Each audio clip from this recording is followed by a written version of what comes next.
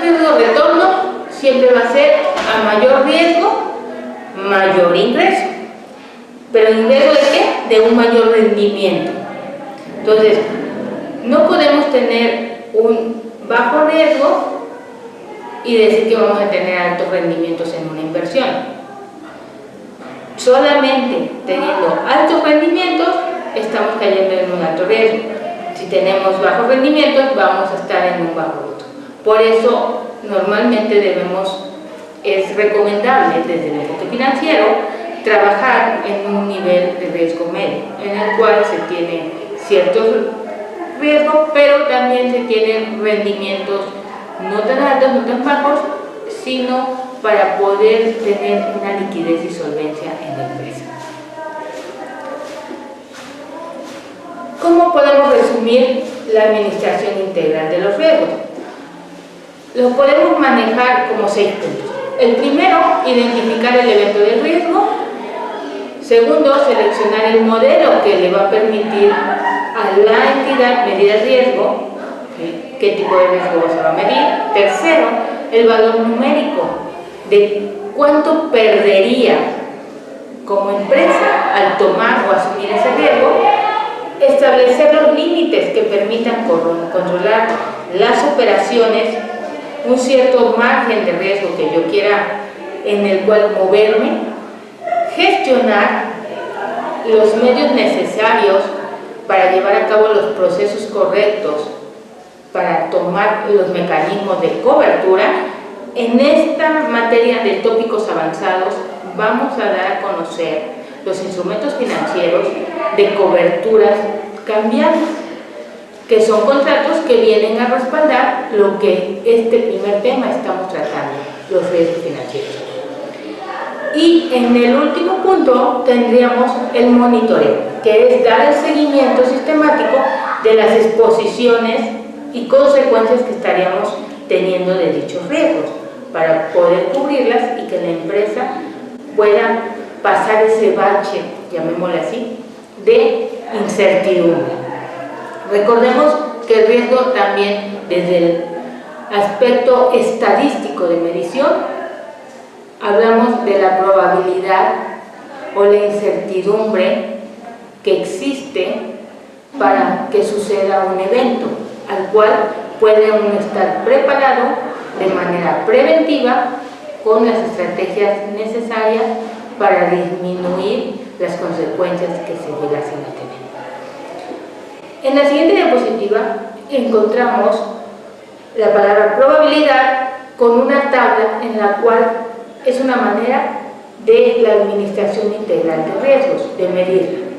¿Cómo lo haríamos? Con distintos tipos de riesgo.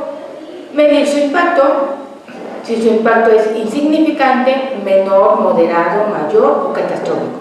Y por otra parte, la incidencia. Es raro, es improbable, es moderada, es probable o casi certeza de que ese riesgo suceda. Acorde a ese tipo de riesgos se va a cuantificar. Para ir concluyendo, vamos a dar 3 ejemplos de tipos de riesgo, los cuales empezamos como el riesgo operativo. ¿Cómo lo podemos medir cuantitativamente? El riesgo operativo va a ser los costos y gastos de operación fijos divididos entre el margen de contribución. Y el margen de contribución, recordemos que es la diferencia de los ingresos menos los costos y gastos variables. Si una empresa tiene ingresos por 100,000 pesos, costos y gastos de operación variables de 20,000 y costos y gastos fijos de operación de 40,000, al sacar el riesgo operativo estamos hablando de un 50%, como ustedes lo observarán en la diapositiva. ¿A qué deducción llegamos? Esto va a permitir afirmar que esta empresa tiene un riesgo en su estructura financiera de un 50% de no poder enfrentar sus costos y gastos de operación fijos. Eso sería lo que estaríamos determinándolo acorde a la operación de la empresa. Pasamos al riesgo financiero. En el riesgo financiero, la misma empresa vamos a considerar que tiene un monto de de 10,000 pesos de interés al mes por un préstamo bancario que tenga, que además tiene acciones preferentes y que va a tener, como decíamos hace un momento, haya una utilidad, deberá pagar 5,000 pesos de dividendos. Esta empresa tiene gastos de financiamiento en total por 15,000 pesos. Si se considera una utilidad de operación de 60,000, la proporción de estos gastos financieros contra la utilidad de operación sería del 25%. Si ustedes observan, la relación es la división entre los gastos financieros y la utilidad de operación. ¿Cuál es la conclusión? La empresa tiene un riesgo del 25% de no poder enfrentar sus gastos financieros con esta estructura financiera, ya que esta es la proporción de sus gastos fijos por financiamiento respecto a su utilidad de operación.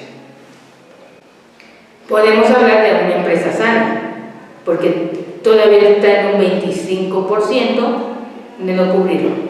Ese porcentaje con estrategias financieras generadoras de liquidez y solvencia para la empresa pueden ser cubiertas en un futuro a corto o mediano plazo. ¿Qué es el riesgo total? El riesgo total es llamado también riesgo estructural. Existen otros riesgos, pero el riesgo total o riesgo estructural va a definir lo que son los costos y gastos fijos operativos, como fue el riesgo de operación, más los financieros. Por eso se llama total, porque ya estamos en las dos partes, tanto el riesgo operativo como el riesgo financiero. Y eso va a ser medido con respecto al margen de contribución. Decimos que la empresa tenía 40,000 pesos de costos y gastos fijos operativos, más los 15,000 pesos de costos financieros. Eso lo vamos a dividir entre su margen de contribución, el cual es los 100,000 de ingresos menos los 20,000 de costos variables. En total, el riesgo total de la empresa es 68.75%. ¿Cuál es la conclusión? Este porcentaje es el que tiene la empresa de no poder enfrentar sus costos y gastos fijos, tanto operativos como financieros. Por consiguiente, esto es una referencia cuantitativa, una medida financiera del riesgo, la cual tiene que ser analizada junto con todo un entorno económico e histórico del desempeño de las finanzas de la misma, para poder asumir y llevar a cabo las estrategias necesarias que me permitan que la empresa pueda tener una sana operatividad y además no caiga en una cartera morosa, así como también en un apalancamiento excesivo de deuda, el cual a largo plazo no pueda cumplir. ¿Cómo podemos medir el riesgo país? El riesgo país se mide, vamos a dar un ejemplo para que ustedes lo identifiquen. En el 2002, los bonos norteamericanos presentaron una tasa de rendimiento promedio de enero a mayo de 1.75% anual. En México, los CETES pagaron en ese mismo periodo el 7.22%. La diferencia entre ambos sería 7.22 menos 1.75, nos da un 5.4% de diferencia. Si ustedes determinan y observan, es que en ese periodo de tiempo para México tenía un riesgo país de 5.4%. Se estarán preguntando, ¿era un riesgo bajo, medio o alto? Aquí les presento una clasificación del país según su nivel de riesgo. Y como verán en el rango, el último rango que se presenta es el de 4 a 4.9 y estamos hablando de un riesgo alto. Esta clasificación que nos presenta, estamos riesgo bajo, riesgo medio bajo, medio alto y alto. Y México se encuentra en un país de riesgo alto. Esta medición de riesgo país la hicimos con base a rendimientos, si observamos nosotros, de instrumentos financieros como como son los bonos norteamericanos y los CETES en el caso de México. ¿En qué sentido? En el de inversiones. Recordemos que también el riesgo país va a ser medido acorde a otros indicadores como la inseguridad, los problemas sociopolíticos, las crisis económicas, el nivel de educación, el poder adquisitivo, así como la paridad de la moneda en dicho país, que vienen como resultado las devaluaciones que se pueden tener. Bueno, hasta aquí terminaríamos con el tema de riesgos. Nos vemos la siguiente sesión. Muchas gracias por su atención y continuaremos. Les pido de favor puedan ustedes acceder a su plataforma para ir cubriendo posteriormente la mayor información que ahí tienen de archivos con respecto a este tema.